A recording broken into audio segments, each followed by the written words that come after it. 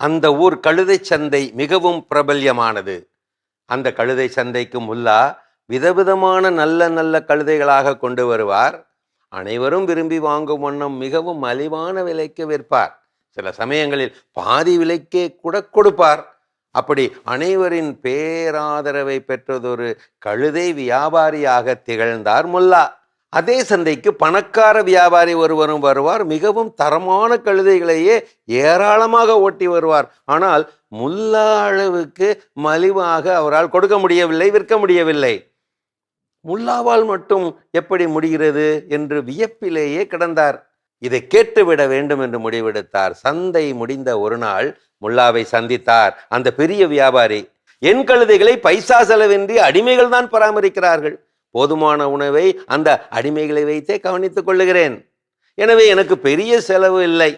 இருந்தாலும் உங்களைப் போல என்னால் மலிவாக கழுதைகளை விற்க முடியவில்லையே, எப்படி முல்லா? அதன் ரகசியம்தான் என்ன? அதே நட்புறவு புன்னகையோடு காதை கடித்தாராம் முல்லா. அது ஒன்றும் பெரிய ரகசியம் இல்லை செல்வந்தரே. கழுதைகளை பராமரிக்க, உணவு கொடுக்க அடிமைகளின் உழைப்பை நீங்கள் திருடுகிறீர்கள். நானும் கழுதைகளையே திருடுகிறேன், அவ்வளவுதான். உழைப்பை திருடுவதும் உயிரை திருடுவதும் வெவ்வேறல்ல.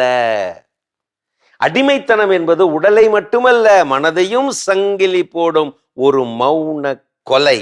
அது வலிமையின் வழியில் தவறான பயன்பாட்டு கோட்டை நீதி விழித்ததும் தானாக சரிந்து விளையிருக்கும் மணல் கோட்டை.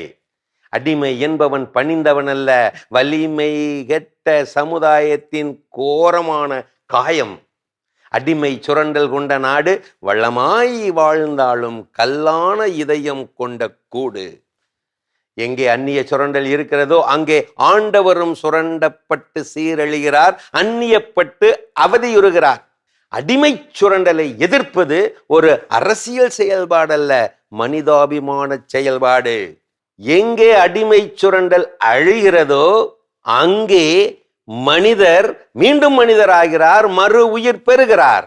மறவாதே, ஒவ்வொரு அடிமையும் எதிர்காலத்தின் விடுதலை வீரராக வந்து நிற்பார். மறவாதே.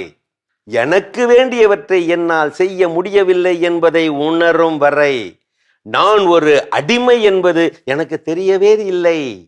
இப்படி சொல்லுகிறார் ஃப்ரெட்ரிக் டக்ளஸ். நான் யாருக்கும் அடிமை இல்லை, எனக்கு யாரும் அடிமை இல்லை. இது அண்ணல் அம்பேத்கர். நினைவில் கொள்ளுங்கள் நட்பே, எங்கே கேள்வி கேட்க உரிமை இல்லையோ அங்கே நீ அடிமைத்தனத்தில் இருக்கிறாய்.